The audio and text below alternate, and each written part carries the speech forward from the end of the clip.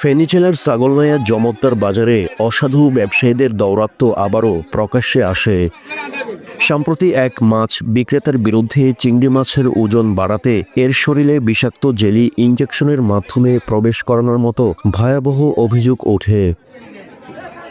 এই প্রতারণামূলক কাজটি শুধু ক্রেতাদের আর্থিক ক্ষতি করবে না, বরং তাদের স্বাস্থ্যের মারাত্মক ঝুঁকির মধ্যে ফেলবে।